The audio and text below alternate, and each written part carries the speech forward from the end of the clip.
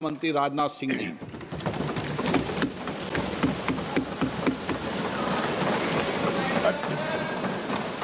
अध्यक्ष महोदय, सबसे पहले तो मैं आपके माध्यम से सदन के सभी दलों के मैंने जितने भी हमारे सम्मानित सदस्य हैं उनके प्रति आभार व्यक्त करना चाहता हूं कि ऑपरेशन सिंदूर की जो शानदार कामयाबी हासिल हुई है उस पर चर्चा करने के लिए आज सदन पूरी तरह से तैयार है। अध्यक्ष महोदय, सबसे पहले मैं इस सदन के माध्यम से मैं देश के उन वीर सपूतों को, उन बहादुर सैनिकों को नमन करता हूं जिन्होंने की राष्ट्र की सीमाओं की रक्षा के लिए जब भी आवश्यकता पड़ी है अपना बलिदान देने में वह पीछे नहीं रहे हैं। आज भी वह तैयार हैं और आज भी वह तत्पर हैं। साथ ही मैं उन सैनिकों की स्मृति को भी अध्यक्ष महोदय नमन करता हूं जिन्होंने की भारत की एकता और अखंडता सुनिश्चित करने के लिए अपना सर्वस्व बलिदान कर दिया। मैं पूरे देश की तरफ से सेनाओं के सभी जवानों के प्रति कृतज्ञता व्यक्त करता हूं। अध्यक्ष महोदय, आज मैं आपकी अनुमति से ऑपरेशन सिंदूर से जुड़े कुछ महत्वपूर्ण तथ्यों और विषयों को सदन के समक्ष रखने के लिए यहां खड़ा हूं। अध्यक्ष महोदय, 6 और 7 मई 2025 को भारतीय सेनाओं ने ऑपरेशन सिंदूर के नाम से एक ऐतिहासिक सैन्य कार्रवाई को अंजाम दिया।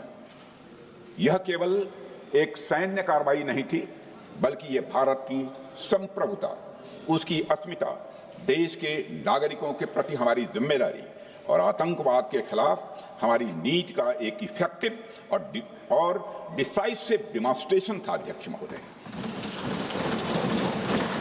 महोदय, जैसा इस सदन को जानकारी है, 22 अप्रैल 2025 को जम्मू कश्मीर के पहलगाम क्षेत्र में एक अमानवीय और कायराना आतंकी हमला हुआ। इस हमले में हमारे 25 निर्दोष नागरिकों सहित एक नेपाली नागरिक की भी जान गई थी। उन निर्दोष लोगों की जान उनका धर्म पूछ कर लिया गया। यह अपने आप में अमानवीयता का सबसे कुत्सित और सबसे घृणित उदाहरण था। यह घटना भारत की सहन शक्ति की सीमा की भी मैं मानता हूं परीक्षा की। अध्यक्ष महोदय, इस हमले के तुरंत बाद हमारे प्रधानमंत्री श्री नरेंद्र मोदी जी ने तीनों सेनाओं के प्रमुखों की एक उच्च स्तरीय बैठक की और उन्हें छूट दी गई कि वे अपने विवेक, स्ट्रेटेजिक अंडरस्टैंडिंग और रीजनल सिक्योरिटी सिचुएशन को ध्यान में रखते हुए वह निर्णायक कार्रवाई करें।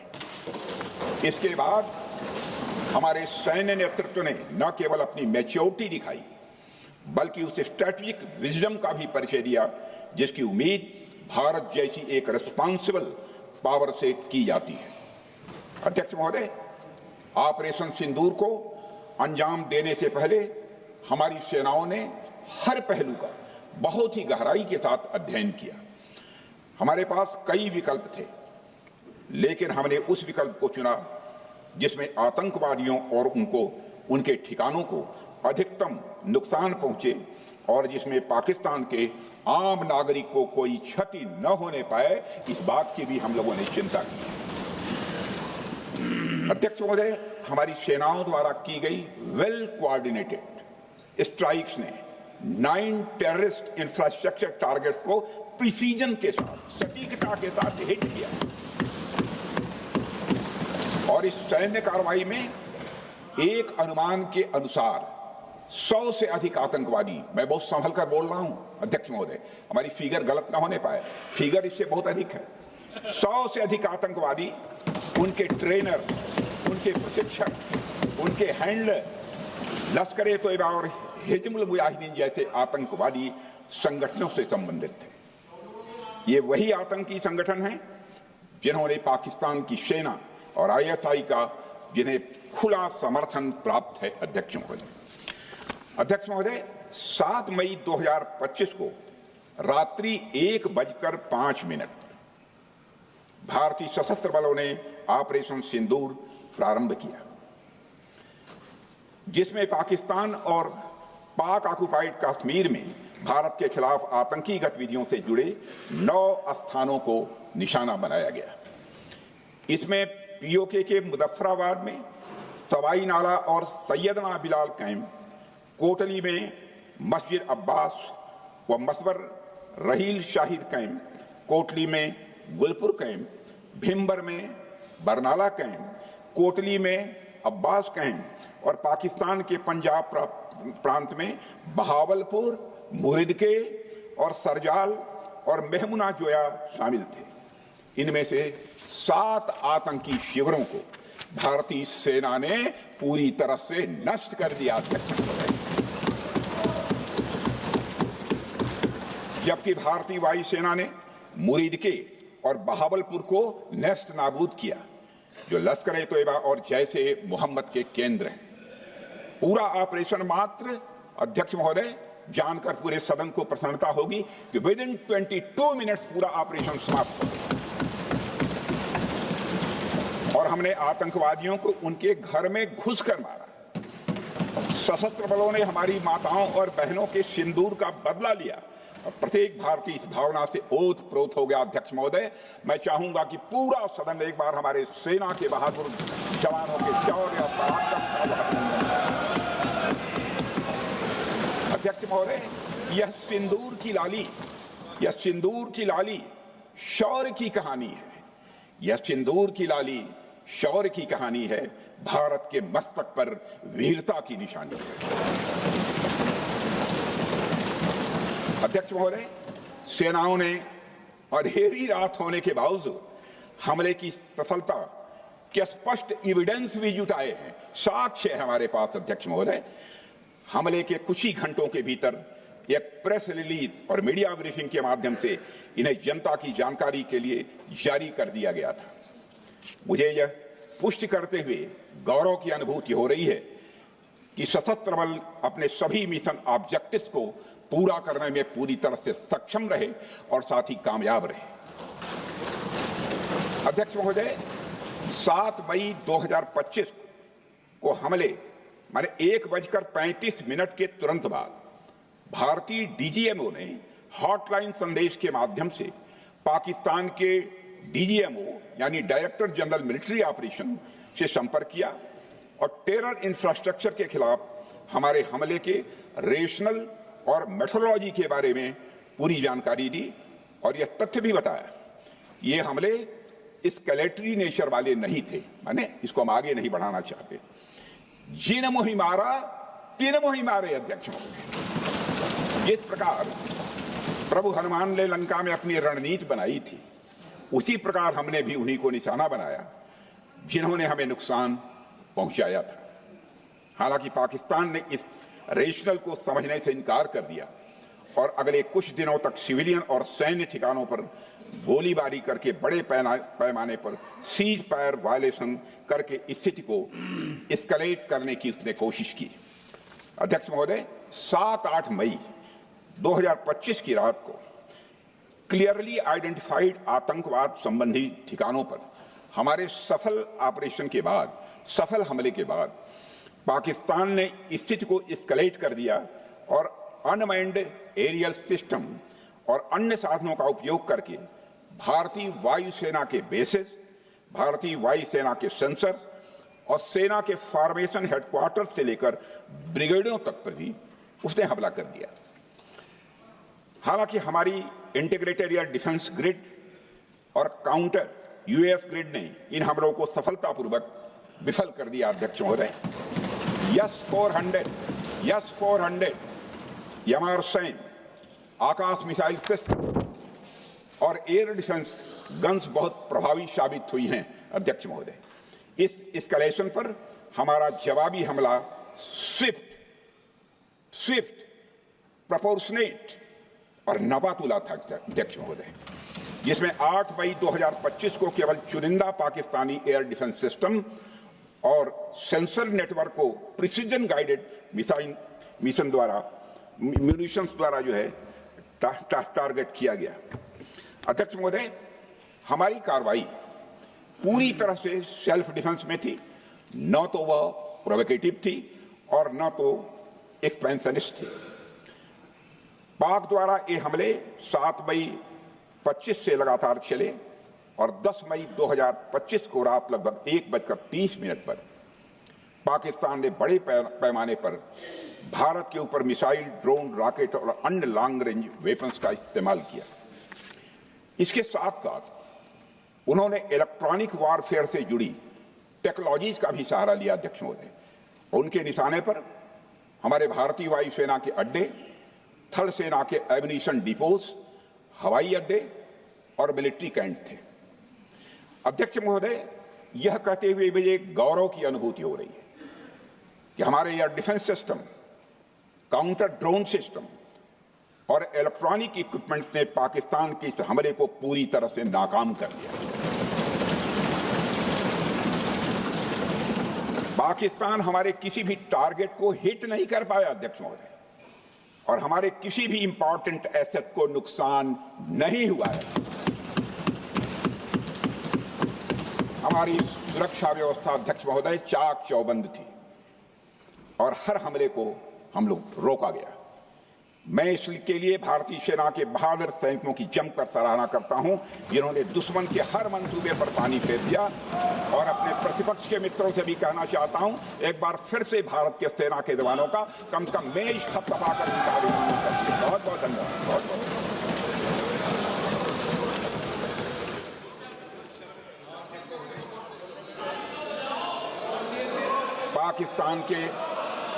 पाकिस्तान के इस हमले के जवाब में हमारी कार्रवाई साहसिक थी, ठोस थी और प्रभावी थी। भारतीय वायुसेना ने वेस्टर्न फ्रंट पर पाकिस्तान के हवाई अड्डों, command and control systems, military infrastructures और एयर डिफेंस सिस्टम को निशाना बनाया और इस मिशन को हमारी सेनाओं ने सफलतापूर्वक अंजाम देने में कामयाबी हासिल की। अध्यक्ष महोदय, हमारी सेनाओं ने चकलाला, सरगोधा, रफीकी, रहीम यार खान, जैकबाबाद, सुक्कुर और भोलारी जैसे बड़े एयरबेस पर प्रहार किया और पूरी दुनिया ने भारतीय वायुसेना के शौर्य और पराक्रम की तस्वीर देखी।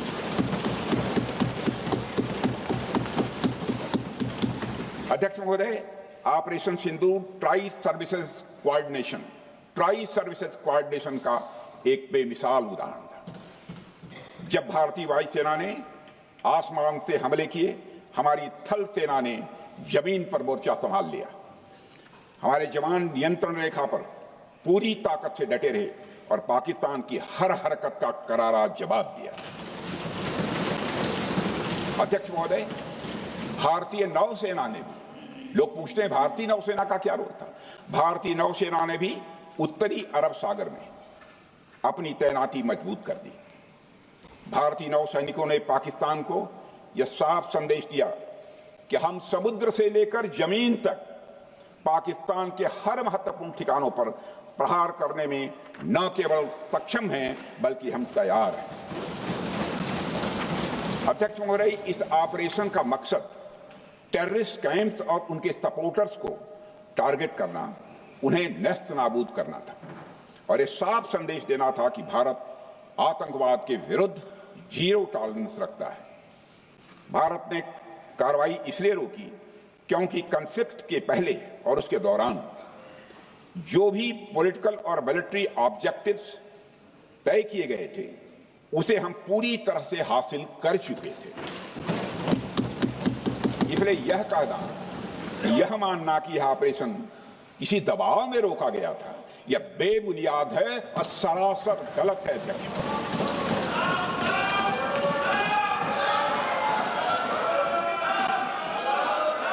मैं सदन को फिर से आश्वस्त करना चाहता हूं, आपने राजनैतिक जीवन में अध्यक्ष महोदय, मैं आपके माध्यम से सदन को आश्वस्त करना चाहता हूं, अपने राजनीतिक जीवन में जानबूझकर कभी भी असत्य न बोलूं, इसकी भरपूर कोशिश की है मैंने, चाहे सदन हो अथवा सदन के बाहर। अध्यक्ष महोदय, मैं आपके माध्यम से सदन को यह भी अवगत कराना चाहता हूं,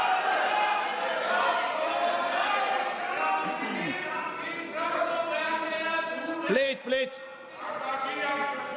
बैठिए। आप क्यों खड़े? अध्यक्ष महोदय, मैं आपके माध्यम से सदन को यह भी अवगत कराना चाहूंगा कि सीमा पार करना या वहां की टेरिटरी कैप्चर करना इस ऑपरेशन का उद्देश्य नहीं था। ऑपरेशन सिंदूर प्रारंभ करने का मकसद था अध्यक्ष महोदय उन टेरर नर्सरीज को खत्म कर देना जिन्हें पाकिस्तान ने बरसों से पाला पोसा था। और यह ऑपरेशन उन मासूम परिवारों को न्याय दिलाने के लिए लॉन्च किया गया था जिन्होंने पाक स्पॉन्सर्ड टेररिस्ट अटैक्स में अपने प्रियजनों को खोया था। हमारी सेनाओं ने सिर्फ उनको टारगेट किया जो इन आतंकियों को सपोर्ट करते हुए भारत पर हमला करने की कोशिश में लगातार शामिल थे। अध्यक्ष महोदय, ऑपरेशन सिंदूर का ओवरऑल पॉलिटिको मिलिट्री ऑब्जेक्टिव यह था कि आतंकवाद के रूप में प्रॉक्सी वार लड़ रहे पाकिस्तान को सजा दी जाए और इसी वजह से आर्म फोर्सेस को पूरी आजादी दी गई थी कि वो अपने टारगेट खुद चुने और करारा जवाब दें। और इस ऑपरेशन का उद्देश्य कोई भी युद्ध छेड़ना नहीं था, बल्कि फोर्स के डिमॉन्स्ट्रेटिव यूज से एडवर्सरी को झुकने के लिए मजबूर करना था। 10 मई की सुबह जब भारतीय वायुसेना ने पाकिस्तान की मल्टीपल एयरफील्ड्स पर करारा प्रहार किया तो पाकिस्तान ने हार मान ली है अध्यक्ष महोदय, और हॉस्टिलिटी रोकने की कोशिश की। अब रोक दीजिए महाराज। उन्होंने एक कोशिश की, हमारे डीएमओ से बात की, महाराज अब रोक दीजिए, बहुत हो गया। यह पेशकश इस कैबिनेट के साथ स्वीकार की गई थी। सुने, रुकिए तो रुकिए, बता दूंगा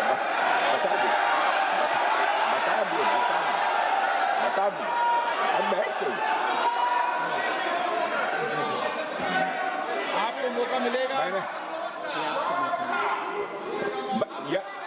यह क्यों रुका इसका पहले ही मैं पूरी तरह से वर्णन कर चुका हूं अध्यक्ष महोदय।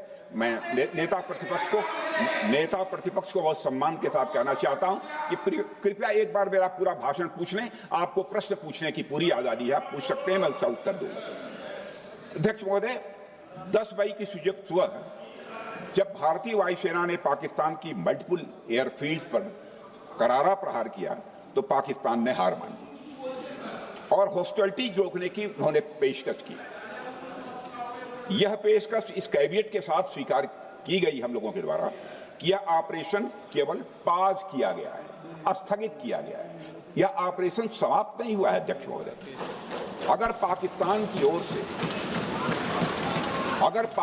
की ओर से भविष्य में कोई भी मिस एडवेंचर हुआ तो यह ऑपरेशन अध्यक्ष महोदय, मैं सदन को आश्वस्त करना चाहता हूं, दोबारा प्रारंभ हो।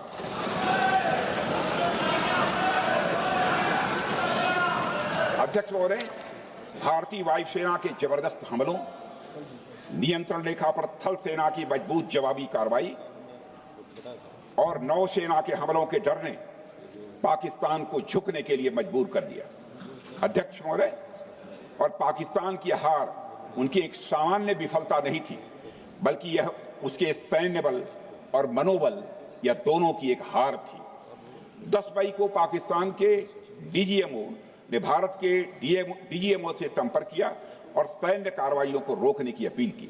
मैं सदन में यह बात फिर से दोहराना चाहूंगा कि पाकिस्तान के डीजीएमओ ने भारत के डीजीएमओ से संपर्क किया और सैन्य कार्रवाइयों को रोकने की अपील की। 12 मई को दोनों देशों के डीजीएमओ के बीच औपचारिक संवाद हुआ और दोनों पक्षों ने सैन्य कार्रवाइयों पर विराम लगाने का निर्णय लिया। अध्यक्ष महोदय, हमारे सैनिकों का जो मनोबल, मातृभूमि की रक्षा करने का जो उनका समर्पण है, ऑपरेशन सिंदूर के दौरान उसका दर्शन 140 करोड़ से अधिक भारतवासियों ने देखा। मुझे खुद भी और प्रधानमंत्री जी को सीमावर्ती क्षेत्रों में जाकर हमारे जवानों से मुलाकात का अवसर मिला है। अध्यक्ष महोदय, श्रीनगर के मिलिट्री बेस पर, भुज के एयरबेस पर, उधमपुर के कमांड सेंटर पर, हर जगह प्रत्यक्ष मैंने अपनी आंखों से देखा कि हमारे सैनिकों का मनोबल अपनी पूरी बुलंदी पर था। उनकी आंखों में विश्वास है और उनका संकल्प अडिग है। वे न केवल भारत की सीमाओं की रक्षा कर रहे हैं, बल्कि हमारे राष्ट्रीय स्वाभिमान की भी अध्यक्ष महोदय रक्षा कर रहे हैं। अध्यक्ष महोदय, किसी भी देश में जनता सत्ता पक्ष को और विपक्ष को अलग अलग दायित्व सौंपती है, दोनों को अलग अलग दायित्व, और हेल्दी डेमोक्रेसी में तो स्वाभाविक है।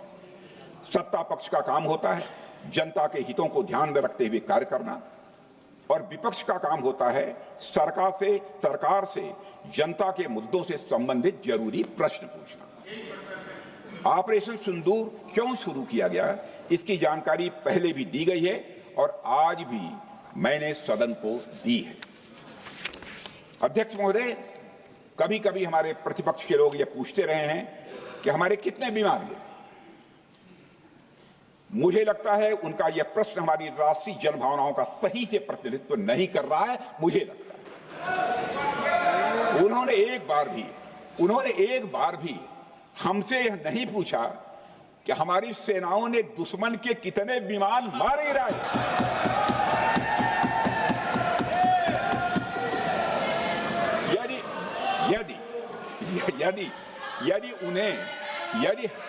यदि उन्हें प्रश्न पूछना ही है अध्यक्ष महोदय, तो उनका प्रश्न यह होना चाहिए, क्या भारत ने आतंकवादी ठिकानों को तबाह किया? तो उसका उत्तर है हाँ।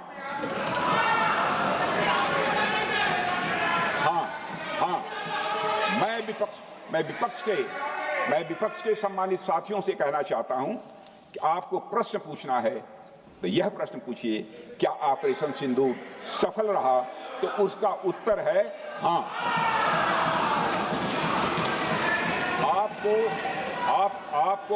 आपको प्रश्न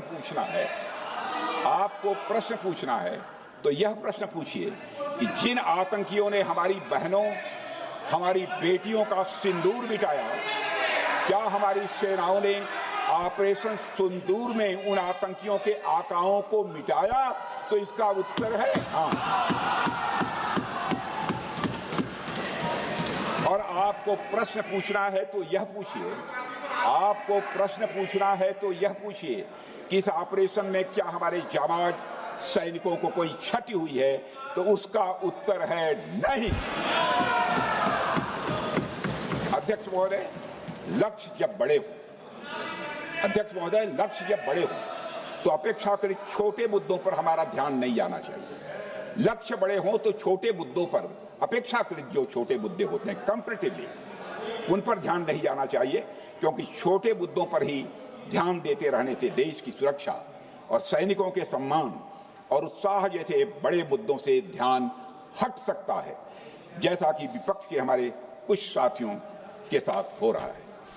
अब चूंकि विपक्ष के मित्र ऑपरेशन सिंदूर को लेकर उचित प्रश्न नहीं पूछ पा रहे हैं, तो उन्हें मैं क्या बताऊं अध्यक्ष महोदय।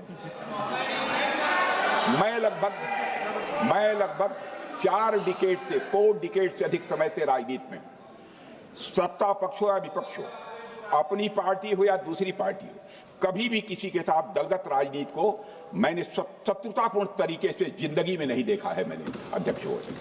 इसलिए आज अगर विपक्ष प्रश्न पूछने में असफल है, मैं विपक्ष को उनके इस काम में थोड़ी सी मदद करना चाहता हूं। अध्यक्ष महोदय, मैं विपक्ष के अपने सम्मानित साथियों से कहना चाहता हूं कि यदि आज हम लोग सत्ता पक्ष में हैं, तो ऐसा नहीं है कि हम हमेशा सत्ता पक्ष में ही रहेंगे। यह आवश्यक नहीं है, किसी के लिए आवश्यक नहीं। एक लंबा समय हमने विपक्ष का काम किया है, एक लंबा समय हमने सरकारों से सवाल पूछने में लगाया है। जनता ने जब हमें विपक्ष में रहने का दायित्व सौंपा था, तो हमने विपक्ष में रहकर विपक्ष की भूमिका को बड़े ही सकारात्मक तरीके से निभाया भी। अध्यक्ष महोदय, विपक्ष में रहकर हमने कैसे प्रश्न पूछे, इसके कुछ उदाहरण मैं यहां रखना चाहता हूं। 1962 में अध्यक्ष महोदय, चीन के साथ हुए युद्ध में जब दुखद परिणाम आया, तो हमने उस समय की सरकार से यह पूछे थे, लेकिन वह प्रश्न यह था कि हमारे देश की धरती पर दूसरे देश का कब्जा कैसे हुआ। हमने यह प्रश्न पूछा था कि हमारी सेना और हमारी जनता अपमानित क्यों हुई। हमने यह प्रश्न पूछा था कि बड़ी संख्या में हमारे सैनिक हताहत कैसे हुए। हमने यह प्रश्न नहीं पूछा कि हमारे टैंक, हमारी मशीनें, हमारी बंदूकें क्यों ध्वस्त हो गई। यह प्रश्न हम लोगों ने नहीं पूछा। मशीनों और तोपों की चिंता न करके, मशीनों और तोपों की चिंता न करके अध्यक्ष महोदय, हमने देश की टेरिटरी की चिंता की, हमने देश के सैनिकों की। इसी तरह 71 के युद्ध में, 71 के युद्ध में जब हमने पाकिस्तान को सबक सिखाया, मैं उस समय की सरकार को मैं बधाई देना चाहता हूं। हमने अपने राजनीतिक और सैन्य नेतृत्व की प्रशंसा की। हमने ये नहीं देखा कि किस दल की सरकार है, किस विचारधारा की सरकार है, इसकी चिंता नहीं की कभी। हमारे नेता अटल बिहारी वाजपेयी ने संसद में खड़े होकर उस समय के नेतृत्व की प्रशंसा की थी। हमने इस बात की खुशी जाहिर कि हमने अपने शत्रु को सबक सिखाया।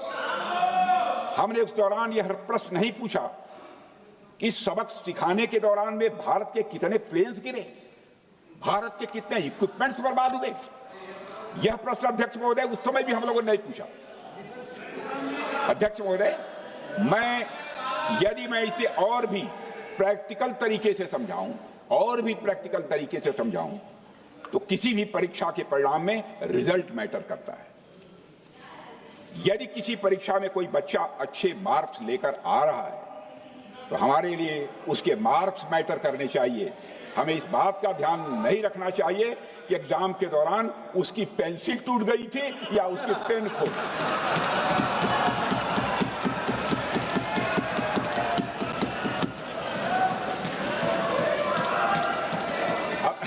अध्यक्ष महोदय, अल्टीमेटली रिजल्ट मैटर करता है, और रिजल्ट यह है अध्यक्ष महोदय, अल्टीमेटली रिजल्ट मैटर करता है, और रिजल्ट यह है अध्यक्ष महोदय कि ऑपरेशन सिंदूर के दौरान हमारी सेनाओं ने जो लक्ष्य निर्धारित किया था, उन लक्ष्यों को पूर्ण रूप से प्राप्त करने में हमने कामयाबी हासिल की। अध्यक्ष महोदय, भारत हमेशा से पाकिस्तान सहित अपने पड़ोसी देशों से मित्रता और सौहार्द सहयोगपूर्ण संबंध का सदैव इच्छुक रहा है। इसके लिए भारत की सभी सरकारों ने ईमानदारी से प्रयास भी किए हैं। वह चाहे आदरणीय लाल बहादुर शास्त्री जी हों, या अटल बिहारी वाजपेयी जी हों, या हमारे स्वर्गीय मनमोहन सिंह जी हों, या प्रधानमंत्री श्री नरेंद्र मोदी जी, सभी ने हमेशा चाहा है कि इस इलाके में शांति और समृद्धि बनी रहे। सभी ने यह चाहा। अध्यक्ष महोदय, यह बात हमारी सिविलाइजेशनल वैल्यूज के साथ मेल खाती है, इसलिए ऐसा हुआ। अध्यक्ष महोदय, पूरा विश्व जानता है कि पूर्व प्रधानमंत्री से अटल बिहारी वाजपेयी जी ने शांति का संदेश लेकर 1999 में लाहौर बस यात्रा की थी। वह सिर्फ एक यात्रा नहीं थी, वह यात्रा भारत की संस्कृति और शांति की प्रतीक थी। यह हमारे भारत की प्रकृति थी। लाहौर पहुंचकर श्री अटल बिहारी वाजपेयी जी ने मीनारे पाकिस्तान पर विजिटर्स रूप में जो लिखा था, जिसका जिक्र लोग आज भी करते हैं, और उन्होंने लिखा था, उसकी मैं चर्चा करता हूं। उन्होंने लिखा था कि मीनारे पाकिस्तान से मैं पाकिस्तान की जनता को यह विश्वास दिलाना चाहता हूं कि भारत अस्थायी शांति और मित्रता का आकांक्षी है। मैंने पहले भी कहा है और फिर भी कहता हूं, एक स्थिर और समृद्ध पाकिस्तान भारत के हित में है, इसमें कोई संदेह नहीं होना चाहिए। अध्यक्ष महोदय, यह हमारी सोच थी, यह हमारी शांति की पहल थी। यह पहल हमारी हजारों साल पुरानी सांस्कृतिक चेतना, हमारी नैतिक शक्ति और हमारी सभ्यता के उन मूल्यों से निकली थी जो शांति को शक्ति मानती है। अध्यक्ष महोदय, लेकिन हमारे शांति के प्रयास को हमारी नाइविटी, उदारता या सरलता समझ लिया गया। जब हम शांति के लिए कदम बढ़ा रहे थे, उसी वक्त पाकिस्तान कारगिल में घुसपैठ की साजिश रच रहा था। हम दोस्ती के राह पर थे तो वो षड्यंत्र की राह पर था। जब हम मामला खुलकर सामने आया तो हमारे वीर सैनिकों ने इस घुसपैठ के खिलाफ कार्रवाई करना प्रारंभ किया, और जब भारत की जीत सामने दिखाई दे रही थी तो पाकिस्तान ने परमाणु युद्ध की धमकी दे डाली अध्यक्ष महोदय। तब हमारे प्रधानमंत्री, तत्कालीन प्रधानमंत्री आदरणीय अटल बिहारी वाजपेयी जी ने कहा था, पाक सेना के परमाणु हमले से भारत का तो कुछ नहीं बिगड़ेगा, लेकिन पाकिस्तान दूसरे दिन का सूरज नहीं देख पाएगा।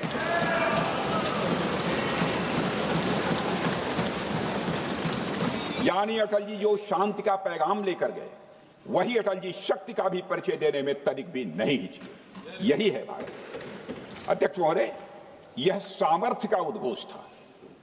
यह एक स्पष्ट संदेश था कि भारत शांति चाहता है, लेकिन अगर कोई हमारी संप्रभुता को चुनौती देगा तो उसका जवाब भी उतनी ही दृढ़ता से दिया जाएगा। अध्यक्ष महोदय, 2015 में जब हमारे प्रधानमंत्री मोदी जी ने लाहौर जाकर नवाज शरीफ से मुलाकात की, तो भारत ने फिर से दोस्ती का हाथ बढ़ाया। अध्यक्ष महोदय, हम वाकई में शांति की राह पर चलना चाहते थे, क्योंकि हमारी मूल प्रकृति बुद्ध की है, युद्ध की नहीं है। हमारी सरकार ने भी पाकिस्तान के साथ शांति स्थापित करने के अनेक प्रयत्न किए हैं, लेकिन बाद में हमने 2016 में सर्जिकल स्ट्राइक से, 2019 में बालाकोट में एयर स्ट्राइक से और 2025 के ऑपरेशन सिंदूर से हमने शांति स्थापित करने का दूसरा रास्ता अपनाया है। अध्यक्ष महोदय, अब हमारे प्रधानमंत्री श्री नरेंद्र मोदी जी और हमारी सरकार का स्टैंड बिल्कुल क्लियर है कि टेररिज्म और टॉक्स ये दोनों साथ नहीं चलते, क्योंकि सभ्य मुल्कों के बीच बातचीत होती है। अध्यक्ष महोदय, लोकतांत्रिक देशों में बातचीत होती है, पर एक ऐसा देश जिसके वजूद में लोकतंत्र का एक कतरा भी न हो और सिर्फ रिलीजियस फैनेटिसिज्म, टेररिज्म और हेट्रेड अगेंस्ट इंडिया हो, उसके साथ संवाद किसी भी सूरत में नहीं किया जा सकता। क्योंकि टेररिज्म की भाषा जो अध्यक्ष महोदय होती है, वह खून, डर और नफरत है, संवाद नहीं। गोलियों की आवाज में संवाद की आवाज दब जाती है। जहां खून बहता है वहां बातचीत की गुंजाइश अध्यक्ष महोदय नहीं बचती। अध्यक्ष महोदय, पाकिस्तान की वर्तमान स्थिति अब जग जाहिर है। जिस देश ने आतंक को अपनी विदेश नीति का औजार बना लिया, वह अंततः अपने ही जाल में फंस जाता है। पाकिस्तान की नीति और चरित्र को लेकर कोई भ्रम नहीं रहना चाहिए। यह एक ऐसा देश है जो वैश्विक आतंकवाद की नर्सरी है और उन्होंने इसको अपनी स्टेट पॉलिसी का भी एक आधार बनाया हुआ है। अध्यक्ष महोदय, ऑपरेशन सिंदूर के दौरान पूरी दुनिया ने देखा है कि पाकिस्तान में सरकार आतंकवादियों के लिए स्टेट फ्यूनरल का इंतजाम कर रही है और सैन्य अधिकारी भी आतंकवादियों के जनाजे में भाग लेते हैं। यह वही देश है जो सीमा पर सैनिकों से लड़ने का साहस नहीं जुटा पाता, इसलिए निर्दोष नागरिकों, बच्चों और तीर्थयात्रियों को आतंकवाद का निशाना बनाता है। पाकिस्तान की सेना और आईएसआई आतंकवाद को एक प्रॉक्सी वार के रूप में अध्यक्ष महोदय इस्तेमाल करती हैं और उसके सहारे वे भारत को डिस्टेबलाइज करने का सपना देखती है। अध्यक्ष महोदय, मैं लोकतंत्र के मंदिर में खड़े होकर यह बात कह रहा हूं कि भारत को 1000 कट्स देने का सपना पालने वालों को नींद से जग जाना चाहिए। यह मोदी जी के नेतृत्व वाला नया भारत है जो आतंकवाद के खिलाफ किसी हद तक जा सकता है।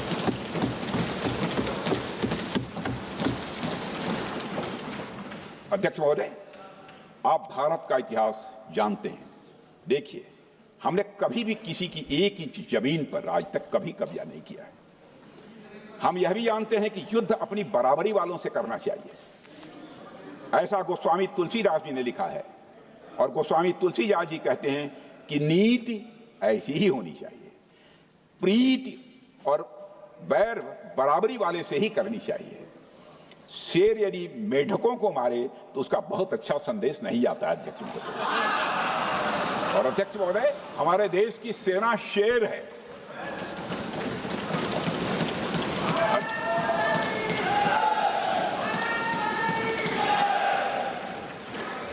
अध्यक्ष महोदय, पाकिस्तान जैसा देश जो साइज, सामर्थ्य, शक्ति और समृद्धि में हमारे आसपास भी नहीं है, उस मुल्क से कैसा मुकाबला? जो मुल्क अपने अस्तित्व के लिए दूसरों पर आश्रित हो, उसके मुकाबले का मतलब है अपना स्तर कम करना। हमारी नीति है आतंकवाद के खिलाफ प्रभावी कार्रवाई करना। हमारा पाकिस्तान विरोध उनकी आतंकवाद की नीति के कारण है, इसलिए पाकिस्तान का हमारा विरोध है। अध्यक्ष महोदय, हम अगर शांति की आशा के लिए हाथ बढ़ाना जानते हैं तो अशांति फैलाने वाले हाथों को उखाड़ना भी जानते हैं। अध्यक्ष महोदय, अगर शांति के प्रयास करना हम जानते हैं तो दुष्टों को जो भाषा समझ में आए उसी भाषा में समझाना भी जानते हैं। सठे साठ्यम समाचरित, अर्थात दुष्ट के साथ दुष्टता का ही व्यवहार करना पड़ता है कभी कभी। अध्यक्ष महोदय, हमने भगवान कृष्ण से सीखा है कि शिशुपाल की 100 गलतियां माफ की जा सकती हैं, पर अंत में धर्म की रक्षा के लिए सुदर्शन चक्र उठाना ही पड़ता है। हमने पार्लियामेंट का अटैक सहा है अध्यक्ष महोदय, 2008 का मुंबई अटैक सहा है, झेला है, लेकिन अब हमने कह दिया है इनफ इज इनफ। अब हमने सुदर्शन चक्र उठा लिया है अध्यक्ष महोदय। अध्यक्ष महोदय, हमारी प्रवृत्ति भगवान राम और भगवान कृष्ण से प्रेरित है, जो हमें शौर्य भी सिखाती है और धैर्य भी सिखाती है। इस सीख का अध्यक्ष महोदय, इस सीख का हम प्रधानमंत्री नरेंद्र मोदी जी के नेतृत्व में हमारी विदेश और अपनी रक्षा नीति में सीधा प्रयोग कर रहे हैं। आज भारत पहले दोस्ती का हाथ बढ़ाता है, लेकिन अगर कोई देश धोखा दे तो उसकी कलाई भी मरोड़ना जानता है। अध्यक्ष महोदय, हमारी नीति स्पष्ट है कि हमने एक समय लाहौर बस यात्रा की भाषा में बात की थी, तो पाकिस्तान ने हमारी उस भाषा को नहीं समझा, तो अब हम उन्हें बालाकोट स्ट्राइक की भाषा में जवाब देंगे। अध्यक्ष महोदय, भारत के लिए शांति हमारी प्रायोरिटी है, हमारी प्राथमिकता है और हमारी शक्ति उसका आधार है। भारत के लिए शांति प्राथमिकता है और हमारी शक्ति उसका आधार है। यह शक्ति हमारे सामर्थ्य से पैदा हुई है अध्यक्ष महोदय, और यह सामर्थ्य पिछले 11 साल में कई गुना बढ़ गया है। मैं ये नहीं कहता हूं पहले नहीं था, पहले था, लेकिन अब कई गुना बढ़ गया। आज भारत विश्व की चौथी सबसे बड़ी अर्थव्यवस्था है और अभी आई मॉर्गन स्टैनली के रिपोर्ट के मुताबिक 2028 तक विश्व की तीसरी सबसे बड़ी अर्थव्यवस्था बनने की ओर भारत चल रहा है। अध्यक्ष महोदय, आर्थिक उन्नति के साथ साथ भारत के रक्षा क्षेत्र में 2014 से उल्लेखनीय परिवर्तन, रिमार्केबल चेंज आया है। आज का भारत डिफेंस सेक्टर में आत्मनिर्भरता, सेल्फ रिलायंस और स्वदेशी उत्पादन की दिशा में तेजी से आगे बढ़ रहा है। अध्यक्ष महोदय, आज हम हर दृष्टि से समर्थ भी हैं और सक्षम भी हैं। अध्यक्ष महोदय, मैं सदन को यह भी जानकारी देना चाहता हूं, उसके बाद जब प्रश्न पूछा गया हमारे सारे चीफ से, सीडीएफ से, डिफेंस सेक्रेटरी से, क्या ऑपरेशन के लिए तैयार हैं, क्षण भर की देर नहीं लगाई, सबने बोला यस सर। अध्यक्ष महोदय, ऑपरेशन सिंदूर हमारे सामर्थ्य का ही प्रतीक था, जिसमें हमने दिखा दिया कि अगर कोई हमारे नागरिकों को मारेगा तो भारत चुप नहीं बैठेगा। भारत की आत्मरक्षा के लिए हमारा राजनीतिक तंत्र और नेतृत्व बिना किसी दबाव के काम करेगा। हमारी मिसाइल फिजिकल सीमाएं लांघेंगी अध्यक्ष महोदय, और हमारे वीर सैनिक दुश्मन की कमर तोड़ेंगे। अध्यक्ष महोदय, हम आतंकवाद को उसके हर रूप और स्वरूप में पूरी तरह समाप्त करने के लिए पूरी तरह से प्रतिबद्ध हैं, और इस संदर्भ में हमें एक महत्वपूर्ण बात समझनी होगी। Pakistan sponsored terrorism is not random madness, there is a method in this madness. यह एक सुनियोजित रणनीति है, यह एक फंडामेंटल रेज है। अध्यक्ष महोदय, प्रसिद्ध लेखक वीएस नायपाल ने सही कहा था, पाकिस्तान में होना एक ऐसी अल्टरनेट और कंट्रास्टिंग रियलिटी है, where war is peace, freedom is slavery, ignorance is strength. यानी यहां युद्ध ही शांति है, गुलामी ही स्वतंत्रता है और जिहालत यानी अज्ञानता ही ताकत है। अध्यक्ष महोदय, इसलिए पाकिस्तान द्वारा प्रायोजित आतंकवाद कोई पागलपन नहीं है। पाकिस्तान द्वारा प्रायोजित आतंकवाद कोई पागलपन नहीं है, यह एक सोची समझी साजिश का हिस्सा है। यह एक ऐसी प्रक्रिया है जो आतंक को एक पॉलिटिकल टूल की तरह इस्तेमाल करती है। यह सिर्फ आतंकवाद नहीं, यह एक टूल किट है, एक ऐसा टूल किट जिसे पाकिस्तान की सेना और उसकी एजेंसियां एक नीति की तरह अपनाए हुए हैं। This tool kit is in opposition to civilized code of conduct that the rest of the world prefers to abide by। यानी यह टूल किट उस सिविलाइज्ड कोड ऑफ कंडक्ट के खिलाफ है जिसे दुनिया का हर जिम्मेदार देश मानता है। अध्यक्ष महोदय, यह एक कट्टरपंथी सोच की उपज है जिसमें सहिष्णुता के लिए कोई जगह नहीं।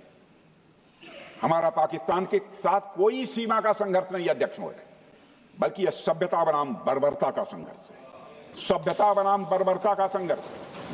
पाकिस्तान के हुक्मरान जानते हैं कि उनके सैनिक युद्ध के मैदान में भारत से नहीं जीत सकते, इसलिए वे आतंक को पालते हैं, पालते ही नहीं उन्हें प्रशिक्षण देते हैं और फिर दुनिया के सामने खड़े होकर निर्दोष बनने की कोशिश करते हैं।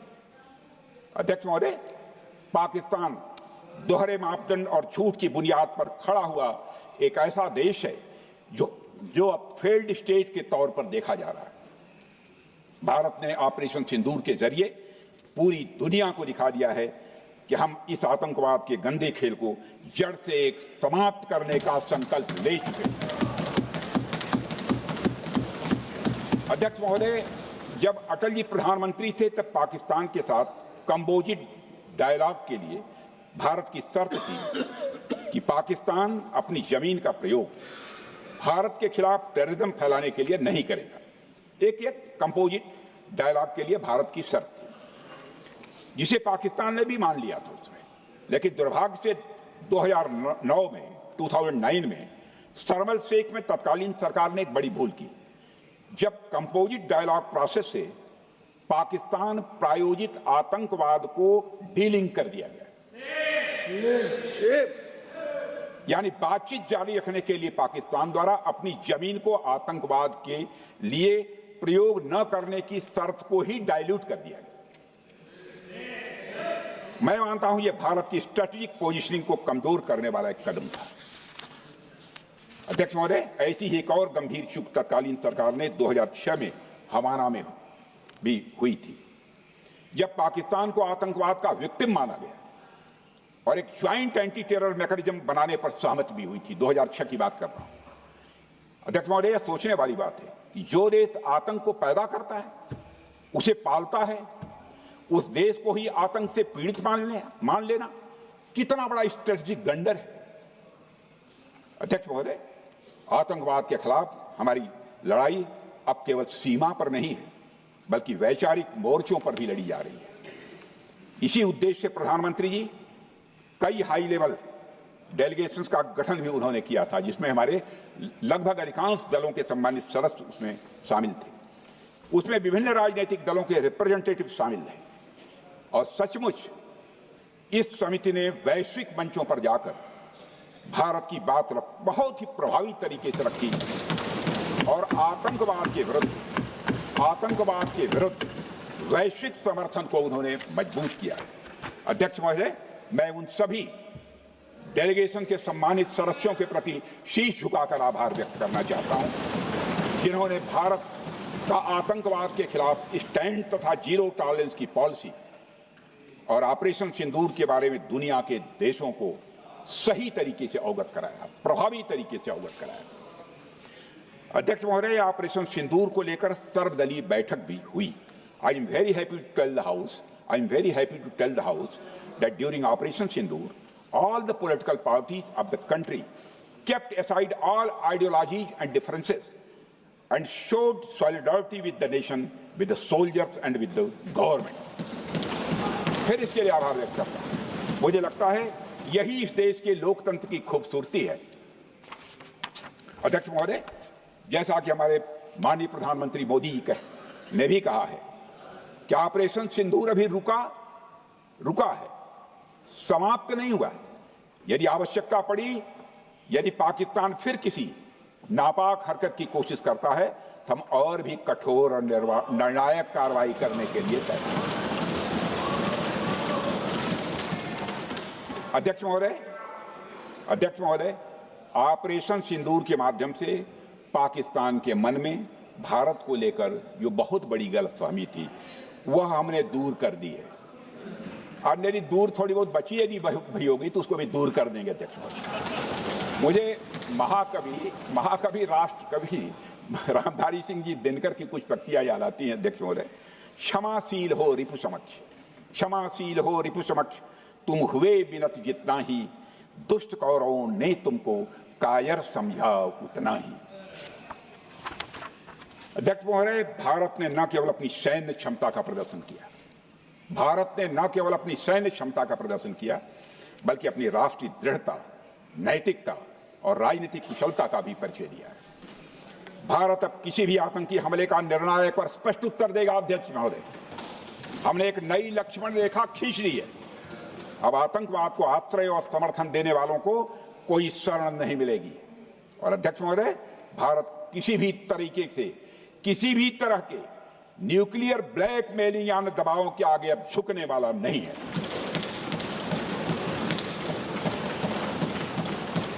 अध्यक्ष महोदय, ऑपरेशन सिंदूर के माध्यम से जो हमने किया और उससे पहले सर्जिकल स्ट्राइक और एयर स्ट्राइक के जरिए जो संदेश दिया गया वह बहुत पहले ही हो जाना चाहिए, लेकिन जो होता है समय पर ही होता है।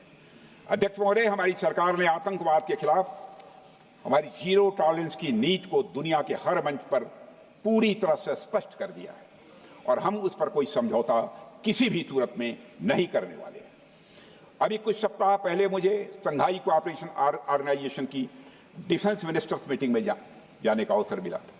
वहां जो डिक्लेरेशन तैयार किया जा रहा था उसमें आतंकवाद पर भारत का स्टैंड डाइल्यूट हो रहा था।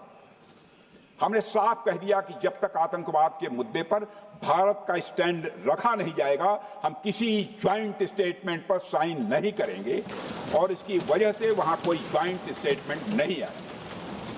अध्यक्ष महोदय, इसका परिणाम क्या? अब देखिए, हमारे प्रधानमंत्री जी ब्रिक्स की बैठक में ब्राजील गए, करिश्मा किया है हमारे प्रधानमंत्री। तो चीन की मौजूदगी में जो ज्वाइंट डिक्लेरेशन आया उसमें जम्मू और कश्मीर में हुए आतंकी हमले को कंडेम भी किया गया। यह प्रधानमंत्री ने करिश्मा करके दिखाया, यानी भारत की बात अंततः मानी गई। और यह ब्रिक्स सम्मेलन के इतिहास में पहली बार हुआ जब जम्मू एवं कश्मीर में हुए किसी आतंकी घटना को खुलकर कंडेम किया गया। मैं इस सदन को याद दिलाना चाहता हूं, 2008 में मुंबई में इतनी बड़ी आतंकी घटना हुई, मगर उस समय की सरकार को जो प्रभावी कार्रवाई करनी चाहिए थी वो शायद नहीं हो पाई। लेकिन उसमें सबसे दुखद और आश्चर्य की बात है, कई वर्ल्ड फोरम, इंटरनेशनल फोरम पर जो उसका कंडेमनेशन होना चाहिए, जो उसकी निंदा की जानी चाहिए, वह भी जितना होना चाहिए नहीं हो पाया। अध्यक्ष, यदि आप उस घटना के बाद हुए ब्रिक्स सम्मेलन के डॉक्यूमेंट्स उठाकर देख लीजिए, मुंबई आतंकी हमले का कहीं जिक्र भी नहीं है। और अध्यक्ष महोदय, जब केंद्र में प्रधानमंत्री मोदी जी के नेतृत्व में सरकार बनी तब जाकर कहीं के हालात कुछ बदलने शुरू हुए और साल 2017 में हुए ब्रिक्स सम्मेलन में पहली बार 2017 में हुए ब्रिक्स सम्मेलन में पहली बार आतंकवाद से लश्कर और जैश जैसे आतंकवादी संगठनों को जोड़ा गया। यह भी अपने में करिश्माई काम था। यह परिस्थिति इसलिए बनी क्योंकि इसके ठीक एक साल पहले उरी की घटना के भारत की सेनाओं ने सीमा पर जाकर सर्जिकल स्ट्राइक की थी। हमने दुनिया को बताया कि आतंकवाद के खिलाफ हम सरहद के इस पार भी मारेंगे और जरूरत पड़ी तो आतंकियों के घर में घुसकर भी मारेंगे। यह बदलाव प्रधानमंत्री मोदी जी के नेतृत्व में आया है। अध्यक्ष महोदय, यह वही नीति है जो पहले की सरकारों को भी अपनानी चाहिए थी।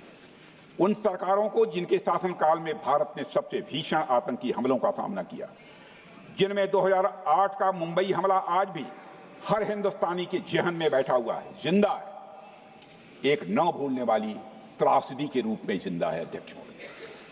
अध्यक्ष महोदय, मैं श्री प्रणब मुखर्जी जी ने अपनी किताब द कोलिशन ईयर्स में लिखा है, मेरे पास है भी वो, कोलिशन ईयर्स में लिखा है कि जब मुंबई अटैक हुआ था, प्रणोदा ने लिखा है, जब मुंबई अटैक हुआ था, India had evidence that the terrorist came from Karachi port. Pakistan के नॉन स्टेट एक्टर्स के बहाने पूरी दुनिया में को पूरी दुनिया में कोई मान नहीं रहा था। उन्होंने लिखा है प्रणोदा ने, and I quote, amid heated debates within the cabinet, there was a demand for military intervention which I rejected. यह उन्होंने लिखा, मैंने नहीं लिखा, unquote. अध्यक्ष महोदय, भारतीय विदेश सेवा के एक वरिष्ठ अधिकारी ने भी अपनी किताब में इस बात की पुष्टि की है, जिनका नाम है अजय विसारिया, और वो शायद फॉरेन सेक्रेटरी थे, कि मुंबई हमले के तुरंत बाद एक उच्च स्तरीय बैठक हुई थी, जिसमें तत्कालीन विदेश मंत्री प्रणोदा ने पूछा व्हाट शुड बी डन। तो विदेश सचिव शिवशंकर मेनन जी ने सुझाव दिया कि भारत मोरदके में लश्कर तोयबा के मुख्यालय पर क्रूज मिसाइल से हमला कर सकता है। यह सुनकर प्रणोदा ने चश्मा उतारकर साफ किया और सभी अधिकारियों को धन्यवाद देकर बैठक समाप्त कर दी। अध्यक्ष महोदय, उस समय की सरकार ने जो सही समझा वो किया, पर मैं मानता हूं कि अगर तब की सरकार ने भी 2016 सर्जिकल स्ट्राइक, 2019 एयर स्ट्राइक जैसे निर्णायक और कठोर कदम उठाए होते तो पाकिस्तान की स्ट्रेटेजिक कैलकुलस बदल सकती थी। एक पावरफुल और डिसाइसिव एक्शन पाकिस्तान और उनकी सेना के द्वारा इस 500 टेररिस्ट ऑर्गेनाइजेशंस के लिए बड़ा डिसइंसेंटिव साबित हो सकती थी। अध्यक्ष महोदय, 2008 में मुंबई हमलों के बाद उस समय की सरकार ने सिर्फ बातचीत का मार्ग चुना था। मैं स्पष्ट करना चाहता हूं, यह कोई आलोचना नहीं है अध्यक्ष महोदय, न उस सरकार की, न उस समय के प्रधानमंत्री की, और न ही उन नेताओं की। उस समय की लीडरशिप को जो सही लगा उन्होंने वह निर्णय लिया। अध्यक्ष महोदय, बस मैं इतना ही कहना चाहता हूं कि आज का भारत अलग सोचता है और अलग तरीके से काम करता है। हमारा मानना है यह आपका प्रतिद्वंदी आतंक को रणनीति बना चुका हो और बातचीत की भाषा नहीं समझता हो तो standing firm and being decisive के अलावा कोई विकल्प नहीं बचता है। अध्यक्ष महोदय, आज हमारे प्रधानमंत्री मोदी जी के नेतृत्व में भारत वह देश नहीं रहा जो पहले था। Two-day doziers have been replaced by decisive action. Two-day doziers have been replaced by decisive action. आज भारत सहता नहीं है, भारत जवाब देता है। अध्यक्ष महोदय, आज भारत आतंक की जड़ तक जाता है और उसे उखाड़ फेंकने का सामर्थ्य रखता है। अध्यक्ष महोदय, मैं इस सदन को और देश की जनता को यह विश्वास दिलाना चाहता हूं कि हमारी सरकार, हमारी सेनाएं और हमारी लोकतांत्रिक संस्थाएं सब मिलकर, हम और ये सारे लोग सभी मिलकर देश की एकता, अखंडता और सुरक्षा के लिए जो भी कदम उठाना आवश्यक होगा वह कदम उठाएंगे और उसके प्रति हम पूरी तरह से कमिटेड हैं। अध्यक्ष महोदय, अंत में मैं केवल इतना ही कहना चाहता हूं, यह समय एकजुट होकर अपनी सुरक्षा, संप्रभुता और आत्मसम्मान की रक्षा के संकल्प को और अधिक मजबूत करने का है। हमें यह याद रखना होगा कि हमारी सामाजिक और राजनीतिक एकता ही यह हमारी सबसे बड़ी ताकत है। अध्यक्ष महोदय, आतंकवाद को समर्थन देने वालों को यह स्पष्ट संदेश चला गया है कि भारत अपनी मातृभूमि की रक्षा के लिए पूरी तरह से संकल्पबद्ध है। आइए हम सभी दलगत भाव से ऊपर उठकर संगवरध्वम के मंत्र से प्रेरणा लेकर एक साथ खड़े हो जाएं और हम इस राष्ट्रीय संकल्प को मजबूत करें। यही हम सबका राष्ट्रीय दायित्व है। और इन्हीं शब्दों के साथ अध्यक्ष महोदय, आपने मुझे विचार रखने का अवसर दिया, आपके प्रति आभार व्यक्त करते हुए और अपने सभी सम्मानित सदस्यों के प्रति धन्यवाद व्यक्त करते हुए अपना निवेदन समाप्त करता हूँ। सबने शांतिपूर्वक बात। श्री गौरव गोगोई।